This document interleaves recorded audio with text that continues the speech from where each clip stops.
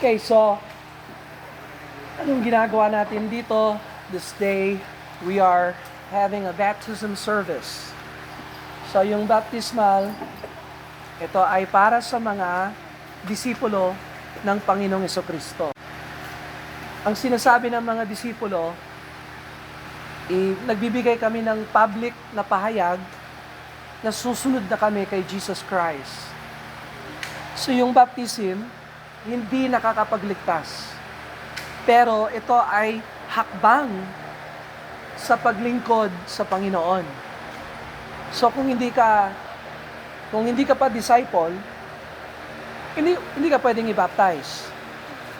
So, ano ang pagiging disciple?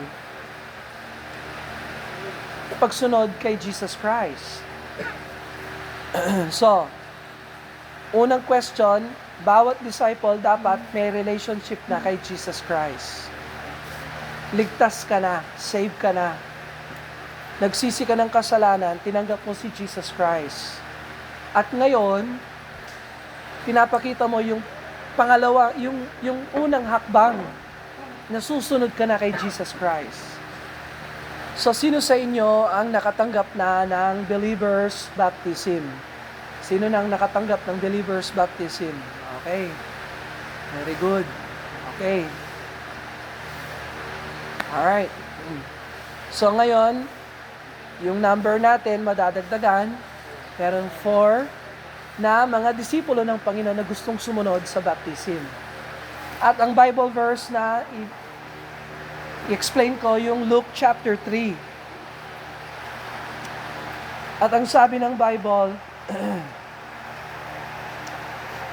sa verse number 7, "Then said he to the multitude that came forth to be baptized of him, O generation of vipers, who hath warned you to flee from the wrath to come?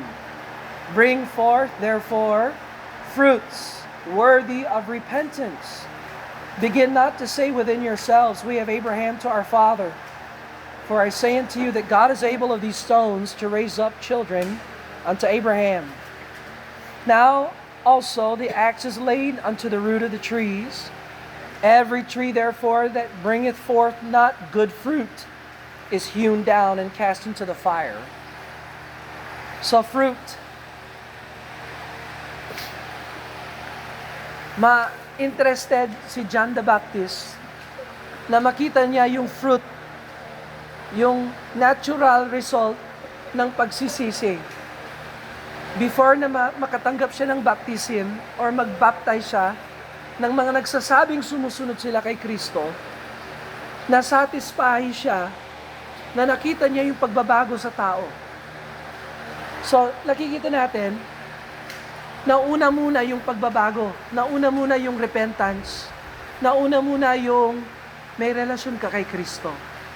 Sapagkat, inuulit ko, kung ikaw ay nabaptize pero hindi ka na kay Kristo, nag-swimming ka lang. Nabasa lang tayo at walang saysay pagdating sa hatol ng Diyos. So, hinanapan ni John the Baptist yung mga nagsabing, i-baptize mo kami John. At sabi ni John, kayo, mga Pariseo, mga Sadduceo, yung mga religious leaders yon, nasaan ang prutas ng inyong pagsisisi? Wala siyang nakitang prutas sa kanila. Kaya tinawag niya silang mga ahas. Na nagpapabaptize lang kayo para tanggapin kayo ng tao. Na kayo ay nagpapabanal-banal pero walang pagbabago sa buhay. So may 3 mga tao na lumapit kay John. Yung mga religious leaders. Sabi ni John, nasaan yung prutas ng inyong pagsisisi? Tinanggap pa nila si Jesus Christ, yung kanilang Messiah? Ang sagot, hindi. Kung alam mo ang bagong tipan, si Jesus Christ ay Diyos na katawang tao at lumapit siya sa kanyang taong bayan at hindi siya tinanggap ng sarili niyang kanya. You understand that? Kaya yung mga religious leaders, hindi sila saved. Ganon din tayo kung wala tayong tunay na pagsisisi at pananampalataya kay Kristo. Pangalawang grupo, sabi dito, and the people asked him, saying, what shall we do then? And he answered and said unto them, he that hath 2 coats, let him impart to him that hath none. He that hath meat, let him do likewise. Then came also the publicans to be baptized, and said, Master, what shall we do? And he said unto them, exact no more than that which is appointed you. Huwag kayong mangolekta ng buwis na may dagdag at corruption. Huwag kayong ganyan. Yung mga publicans yun, mga tax collectors. Sino sa mga disipulo ni Kristo ang tax collector? Si Matthew. So malamang, nung sinulat ni Luke ito, in-interview niya si Matthew. Matthew, anong karanasan mo kay Kristo? At sinabi ni Matthew, narinig ko ang pangangaral ng salita ng Diyos. At lumapit ako kay John the Baptist at nagpapaptize ako kasi gusto ko lang sumunod kay Kristo. At sinabi sa akin ni John, hindi kita pwedeng i-baptize kung magpapatuloy ka na maningil ng mas higit pa sa eksakto na kailangan. Kung corrupt ka pa, hindi ka pwedeng i-baptize dahil hindi ka saved. Dahil wala kang relasyon kay Jesus. Malinaw yan? Okay. So, si Matthew, malamang, nagsisi at tumanggap kay Kristo at binago niya yung buhay niya. Hindi na siya corrupt na nangolekta ng extra. Yung sakto lang ang kinokolekt niya.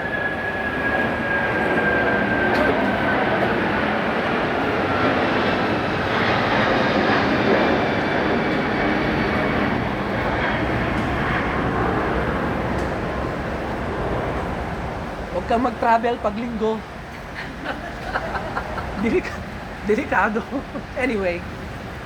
So, malamang si Matthew ay nagsisi. Kaya nung nakita siya ni Kristo na nangongolekta ng buwis, tamang-tama lang yung buwis na kinolekta niya. Kaya sinabi ni Kristo sa kanya, Matthew, sumama ka na sa akin, gagamitin na kita. Dahil siya ay nagsisi, sumampalataya at nabaptize na. Pangatlong group, yung mga sundalo, soldiers. And the soldiers likewise demanded of him, saying, what shall we do? And he said unto them, do violence to no man, neither accuse any falsely, and be content with your wages. Kayo na mga sundalo, huwag kayong gagamit ng violence sa tao. Napansinin nyo, hindi niya sinabi, huwag na kayo magsundalo. Ang sabi lang niya, huwag kayong gumamit ng karahasan sa tao. At maging kontento kayo sa kung magkano yung bayad, wages, sahod. Kung ano yung sahod ninyo, maging kontento kayo doon. So, malamang may mga sundalo na nagpatuloy at nabaptize. Meron din mga sundalo na siguro hindi nagpasakop. Pero kung hindi sila nagpasakop, ito ay dahil wala silang relasyon kay Jesus Christ. So, ngayon, ang baptism na gagawin natin, ay ang tawag ng Bible dito ay baptism of repentance.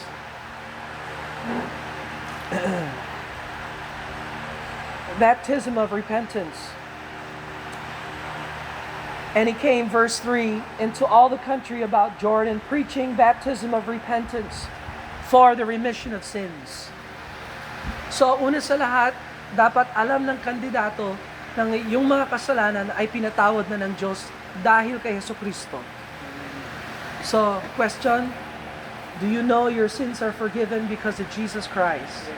Okay? Yes? Yes? Yes? Okay? Ngayon, yung mga kasalanan mo, pinatawad na ng Lord, bura na yan sa langit. Pero yung mga kasalanan na nagawa natin, hindi pa bura dito sa lupa. Pag nabaptize kayo, ipakita nyo sa tao na inalis na ng Diyos yung mga kasalanan mo.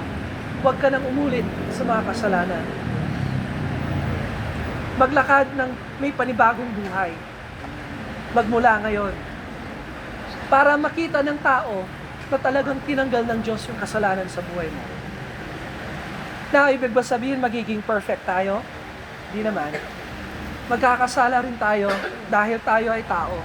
Pero ngayon, alam natin na pwede tayong lumapit kay Jesus at humingi ng kalinisan at kapatawaran. Amen? Alright. So lahat naman tayo, hindi naman tayo mababaptize lahat. Pero kung ikaw ay baptized na, huwag mong kalimutan yung baptism mo ay baptism ng pagsisisi. Amen? Alright. Let's pray and ask the Lord to bless them.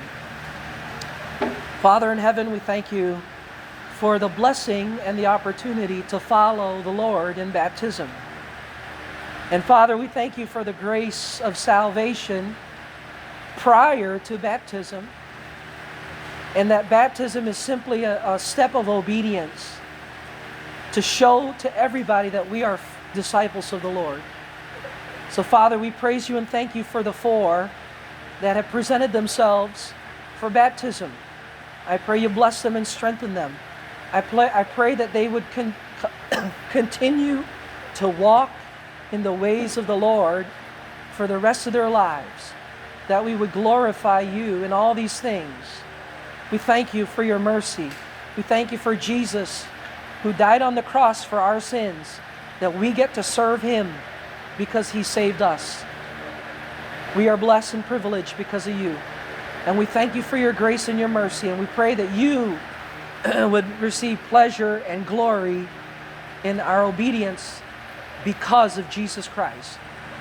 And we ask these things in his name. Amen. Amen.